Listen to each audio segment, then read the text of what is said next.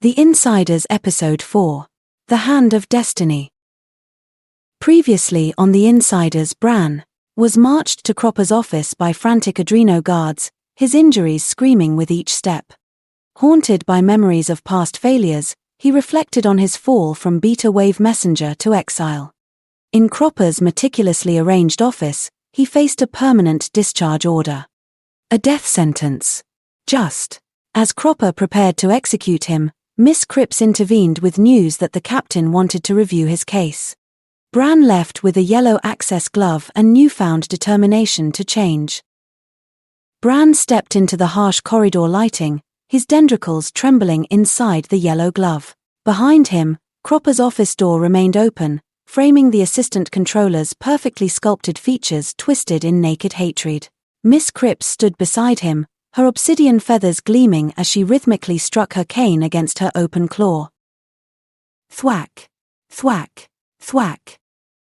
The sound followed him down the corridor, each strike a reminder of how close he'd come to permanent discharge. He forced himself not to run, though every instinct screamed at him to flee.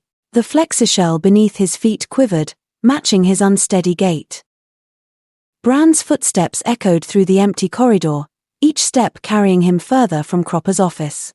The flexishell rippled beneath his feet, its usual reassuring texture doing little to calm his racing thoughts. His dendricals ached inside the unfamiliar yellow glove, a stark reminder of how close he'd come to being nothing more than another trauma package buried in the Elm Street plot. The image of that tiny pill-like capsule containing someone's essence drifting into the void made his stomach churn. An old verse surfaced in his mind, one Tiger had shared during their messenger training. "In this world you will have tribulation, but take heart, I have overcome the world." The words settled over him like a warm blanket. Perhaps these trials weren't just cruel twists of fate, but stepping stones toward something greater. All things, he reminded himself. The corridor stretched ahead, each section marked by pulsing lights that seemed to match his heartbeat. He'd survived Cropper's attempt to discharge him. He'd stood his ground instead of running. Maybe, just maybe, that counted for something. His newly issued yellow glove caught the light, its access codes glowing faintly. The path ahead remained uncertain, but for the first time since his exile, uncertainty didn't feel like a weight crushing his chest. A trio of automotons rounded the corner ahead, their stocky forms filling the narrow passage. They froze mid-stride, yellow eyes widening at the sight of Bran in his damaged state. The largest one, whom Bran recognized as Cripps from their shared maintenance shifts, let out a concerned rumble. The flexishell beneath them all rippled with shared tension. Bran's dendricals twitched inside his gloves as he remembered countless hours working alongside these creatures, learning their rhythms, their dedication to keeping the Alex's systems running smoothly. Cripps gestured to Bran's yellow glove, then made a series of guttural sounds that needed no translation. The other two automotons shifted uncomfortably, their muscled frames tensing. They'd seen others wearing yellow gloves before, usually right before those crew members disappeared forever. "Just heading to see the captain," Bran said, trying to keep his voice steady. "Nothing to worry about." The automotons exchanged glances. Cripps stepped forward and, in an unprecedented gesture, placed his calloused hand on Bran's shoulder. The touch was gentle, completely at odds with his fierce appearance. He gave a low, encouraging grunt before leading his companions past Bran.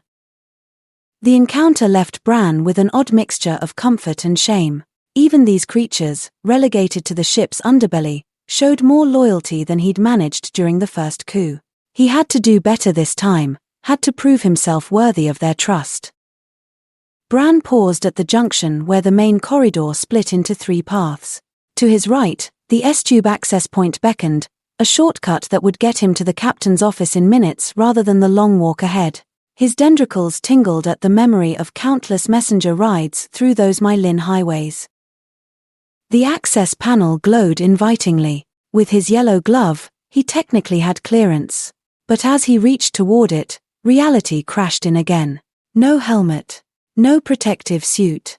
The basic safety equipment he'd taken for granted as a messenger now lay gathering dust in some storage locker, probably reassigned after his exile. A fragment of Chief's gruff wisdom echoed, "Rushing gets you dead faster than being late." The memory carried the acrid smell of burnt circuits from that time Genkins tried riding the tubes without proper shielding. They never did find all the pieces. "Not this time," Bran muttered, withdrawing his hand. The old him would have risked it, desperate to please. But that recklessness had cost him everything once before. The longer route stretched before him, mundane but safe. Each step would hurt with his injuries, but at least he'd arrive in one piece. Sometimes, he reflected, the boring choice was the brave one. Bran's dendricals throbbed beneath his gloves as he trudged toward the executive suites. Each step on the flexishell felt heavier than the last, his mind racing with possibilities, none of them good. Cropper's face haunted him, that perfect facade twisted with malice. The assistant controller wouldn't let this go. He'd find another reason, manufacture some incident, or simply wait until Bran made another inevitable mistake. The yellow glove suddenly felt like a temporary stay of execution rather than a reprieve. His dendricals sparked painfully, reminding him of the collision in L3 station. One accident had nearly cost him everything. How many more chances would he get? How many more did he deserve? Tiger's voice echoed in his memory, quoting scripture during one of their training sessions. "Yet man is born unto trouble, as the sparks fly upward." The words from Job felt particularly fitting as his dendricals crackled beneath his gloves. Trouble seemed to seek him out with magnetic precision. The flexishell rippled beneath his feet, matching his unsteady thoughts. He'd survived this round with Cropper, but for what? To spend every moment looking over his shoulder, waiting for the next accusation, the next mistake, the next push toward permanent discharge? The corridor ahead stretched endlessly, each section marked by pulsing lights that seemed to count down his remaining time. Even if the captain showed mercy today, Cropper's influence ran deep through the Alex. One word in the right ear, one carefully placed doubt, and Bran's fate would be sealed as surely as those trauma packages buried in the Elm Street plot. The Nexus hummed with frantic energy as Bran rounded the final corner. Crew members scurried about, clearing debris and patching damaged sections of flexishell. His stomach lurched at the sight. Had his collision at L3 station caused all this? Behind their curved reception desk, Thalma and Louise's conjoined form swayed as they directed traffic. Louise's massive mouth spread into a drooling grin the moment she spotted him. "Oh Bran darling, you're here, you're here, you're here." Louise's words tumbled out in her typical excited rush, droplets of saliva spraying the desk. "Look at those wonderful yellow privileges." Thalma's expression remained neutral, her almost pretty features arranged in their usual mask of bored efficiency. "Mr. Brandon, Beta, Captain, expects you promptly." "Thanks," Bran managed, his dendricals twitching. A maintenance crew shuffled past, carrying what looked like pieces of crumpled flexishell. The damage seemed to spread further than he'd imagined. "Your temporary privileges are quite exciting." Louise bounced in her seat, causing Thalma to sway irritably. "Perhaps you'll be coming back to the upper meeting first." Thalma drawled, cutting off her sister's enthusiasm. "Priority 1. Bran nodded, grateful for Thalma's practical reminder. The yellow glove felt heavier with each passing moment. Whatever came next, at least these two offered a familiar constant, Louise's unbridled excitement and Thalma's steady logic, perfectly balanced despite their obvious differences. Louise's enormous mouth quivered with barely contained excitement as she leaned across the reception desk, a string of drool dangling precariously close to Bran's shoulder. "The captain has been waiting for you, and Cropper tried to block the whole process, but she wouldn't have it." "Meeting room 4. Thalma interjected, her grey features arranged in their usual mask of efficiency.